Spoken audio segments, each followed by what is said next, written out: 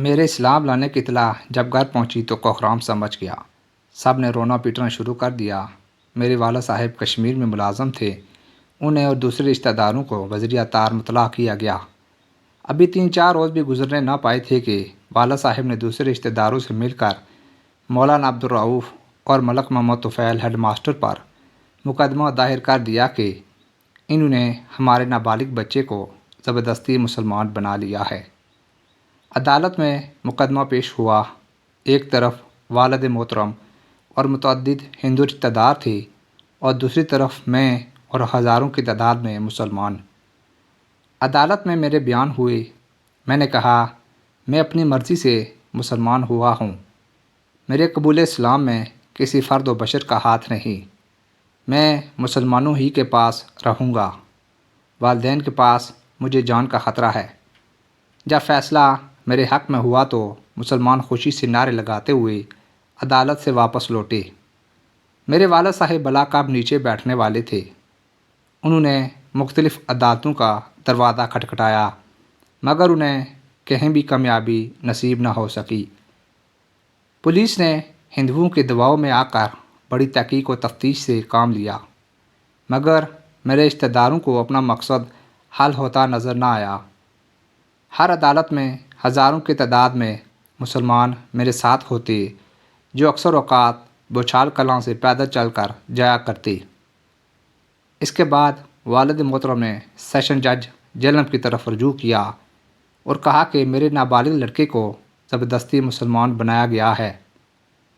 جہلم کے سرکردہ ہندو ان کے ساتھ تھے جنہوں نے مل ملا کر جج صاحب پر دباؤ ڈالا۔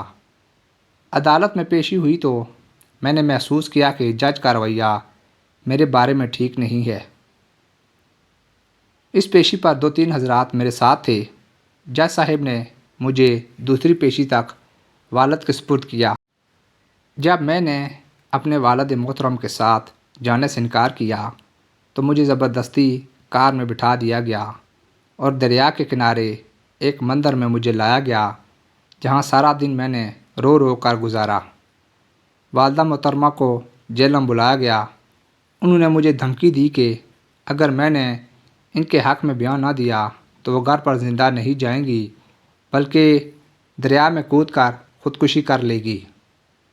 دوسرے ہندو بھی وقتاً فوقتاً آ کر مجھے سمجھاتے بجھاتے اور قسم قسم کا لالچ دیتے رہتے۔ اس اثناء میں والد صاحب نے ہندو اکابر کے اثر و رسوخ سے کام لے کر ڈسٹرکٹ ہیلتھ آفیسر جہلم سے میرے نابالغ ہونے کا سرٹیفکیٹ حاصل کر لیا اور اسے مقررہ تاریخ سے 1 دن پہلے ہی عدالت میں پیش کر دیا۔ جج صاحب نے جب مجھ سے پوچھا کہ آپ والدین کے پاس رہنے میں خوش ہیں تو میں نے نفی میں جواب دیا، لیکن افسوس کہ میری کسی بات کو وقت نہ دی گئی اور زبردستی مجھے والدین کے سپرد کر دیا گیا۔ تعجب تو اس بات پر تھا کہ والد محترم کے حق میں فیصلہ دینے والے جج صاحب مسلمان تھے۔ والد محترم بتایا کرتے تھے کہ انہوں نے ان صاحب کو رشوت دے کر اپنے حق میں فیصلہ کرایا تھا۔ اسی دن والد محترم مجھے ساتھ لے کر کشمیر روانہ ہو گئے۔ 2-3 دن ایک پنڈت صاحب کے ہاں گزارے۔ پنڈت صاحب نے بھی مجھے رام کرنے کے لیے ایڑی چوٹی کا زور لگایا مگر ان کے غیر معقول دلائل مجھے ذرا بھی متاثر نہ کر سکے۔ یہاں پہنچ کر میں نے مولانا عبدالرؤف صاحب کو خط لکھنے کی کوشش کی مگر کامیاب نہ ہو سکا۔ والد محترم نے وہ خط میری جیب سے نکال کر اپنے پاس محفوظ کر لیا۔ دوسرے دن میرے والد مجھے ایک پنڈت کی موجودگی میں گاؤں سے باہر ایک بلند پہاڑی پر لے گئے اور اپنے پاس بٹھا کر کہا، دیکھو میں اس مقدمے میں تم پر 10,000 روپے خرچ کر چکا ہوں۔ تم نے مجھے کہیں کا نہیں رکھا، خاندان میں میری ذرا بھی عزت نہیں رہی۔ یہ کہا اور میرے والد کی آنکھوں میں آنسو تیرنے لگے۔ میں نے اپنی زندگی میں شاید پہلی اور آخری بار ہی والد کی آنکھوں میں اس طرح آنسو دیکھے تھے۔ میرا دل پسیج گیا مگر مجھے اللہ کی رحمت نے سہارا دیا اور حضور نبی کریم صلی اللہ علیہ وآلہ وسلم کی زیارت کے وہ تمام حالات میری آنکھوں کے سامنے پھرنے لگے۔ میں نے اپنے والد محترم کی خدمت میں عرض کیا کہ مجھے آپ کی پریشانیوں اور تکالیف کا احساس ہے۔ آپ نے میرے لیے بہت کچھ کیا، مگر میں دل کے ہاتھوں مجبور ہوں۔ میرا دل ترک اسلام کا تصور تک بھی نہیں کر سکتا۔ اگر آپ مجھے اسلام پر قائم رہنے کی اجازت دے دیں تو تمام عمر آپ کی غلامی میں بسر کر دوں گا۔ والد نے یہ سنتے ہی چھڑی ہاتھ میں لے کر مجھے پیٹنا شروع کر دیا، اور اتنا پیٹا کہ بدن سے خون بہہ کر سارے کپڑے خون آلود ہو گئے۔ اس پر بھی والد محترم کو نہ رحم آیا اور نہ ان کے ہاتھ کی حرکت میں کمی آئی۔ میں ادمرہ ہو کر بھی پڑا ٹھوکریں کھاتا رہا۔ آخر جب دل کا غبار اچھی طرح نکال چکے تو پنڈت سے مخاطب ہو کر کہنے لگے، کیوں نہ میں اسے دریا میں دھکیل دوں، شاید اسی طرح کلنک کا یہ ٹیکا میرے ماتھے سے اتر جائے۔ پہاڑی کی دامن میں بہتا ہوا دریا میرے سامنے تھا۔ اپنی موت کے خوف سے میں لرز گیا، مگر اللہ تعالیٰ کا لاکھ لاکھ شکر ہے کہ اس نے میرے پائے ثبات میں لغزش نہ آنے دی، اور میرے دل میں یہ خیال بار بار ابھرنے لگا کہ اگر والد نے مجھے دریا میں پھینکا تو میں اپنے پیارے نبی صلی اللہ علیہ وآلہ وسلم کی بارگاہ اقدس میں حاضر ہو کر عرض کروں گا، میرے آقا، آپ نے مجھے اسلام کی جو دولت بخشی تھی میں اس کو صحیح و سالم لے کر حاضر ہو گیا ہوں۔ پنڈت صاحب جو ہمارے خوف کے کانپ رہے تھے، والد محترم سے کہا، بچہ ہے، بڑا ہو کر سنبھل جائے گا، آپ کوئی سخت اقدام نہ کریں۔ والد صاحب نے اس کی بات مان لی اور مجھے ساتھ لے کر چپ چاپ گھر کی راہ لی۔ گھر پہنچ کر والد نے خود میری مرہم پٹی کی۔ چھڑی کی مار اور بوٹوں کی ان گنت ٹھوکروں سے جسم کا ہر حصہ زخمی تھا۔ تقریباً ہفتہ بھر بستر ہی پر دراز رہا۔ پھر والد محترم نے مجھے بھدرواہ ہائی اسکول میں داخل کرا دیا۔ میں ہندو لڑکوں کی نگرانی میں روز اسکول آنے جانے لگا۔ مسلمان طلباء کو میرے ساتھ بات کرنے کی اجازت نہ تھی۔ ہندو لڑکے ہی نہیں، ہندو اساتذہ بھی مجھے نفرت کی نگاہ سے دیکھتے تھے۔ یہ اسکول میرے لیے جہنم سے کم اذیت ناک نہ تھا۔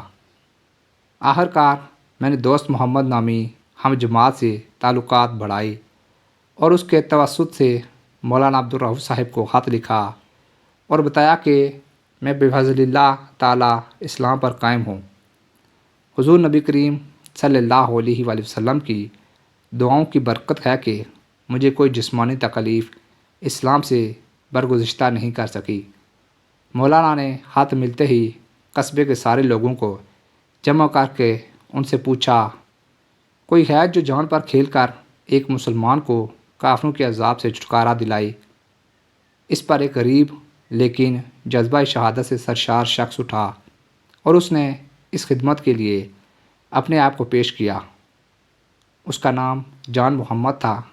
جان محمد صاحب اسکول کے اوقات ہی میں بھدرواہ پہنچ گئے، اور دوست محمد کی وساطت سے جب مجھے ان کی آمد کا پتہ چلا تو میں تفریح کے بعد روتا ہوا اپنے ماسٹر صاحب کی خدمت میں پہنچا اور کہا، میرے پیٹ میں سخت درد ہے، مجھے چھٹی عنایت فرمائی جائے۔ ماسٹر صاحب نے چھٹی دے دی۔ میں نے بستہ اٹھایا، چھپتا چھپاتا آنکھ بچاتا ہوا اسکول سے نکل آیا۔ جان محمد صاحب نے ایک مسلمان رہبر کو ساتھ لیا اور ہم بھدرواہ سے بھاگ نکلے۔ راتوں رات سفر کرتے ہوئے ریاست کشمیر سے نکل کر ریاست چمبا کے دودھ میں داخل ہو گئے۔ پھر مسلمان رہبر واپس ہو گیا اور ہم دونوں تقریباً 60 میل سفر طے کر کے دوسرے دن صبح ڈلہوزی پہنچے۔ تھکان سے میرا برا حال تھا۔ شام کو براہ راستہ پٹھان کوٹ جب امرتسر پہنچے تو میں نے اپنا آبائی لباس اتار کر دوسرے کپڑے پہنے اور امرتسر سے کھیوڑا کی راہ بچھال کلاں پہنچ گئی۔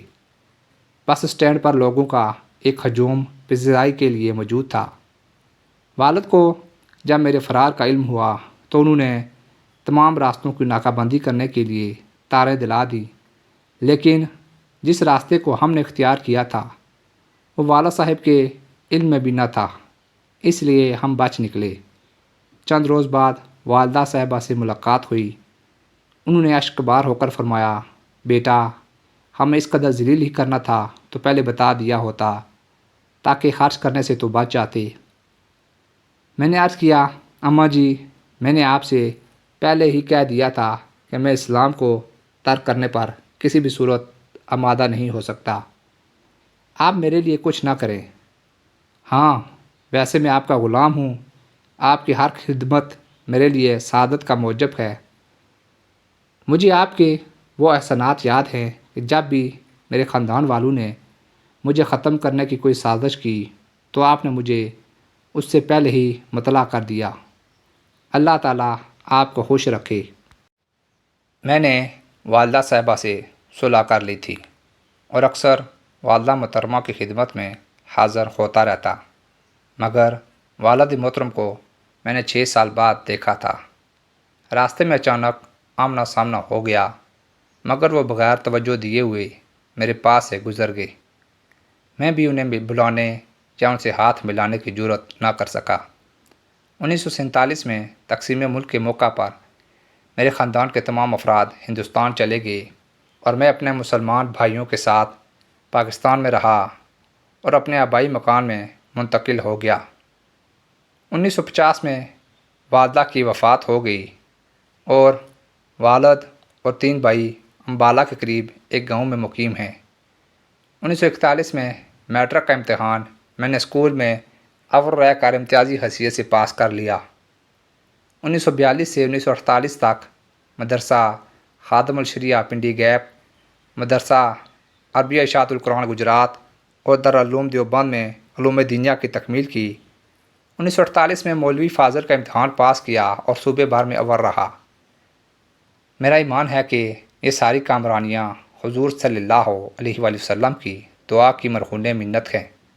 1954 میں BA کا امتحان پاس کیا، 1957 میں B.Ed کیا، 1958 میں MA عربی صوبے بھر میں اول رہ کر امتیازی حیثیت سے پاس کیا، 1959 میں MA علوم اسلامیہ کا امتحان دیا اور صوبے بھر میں اول رہا۔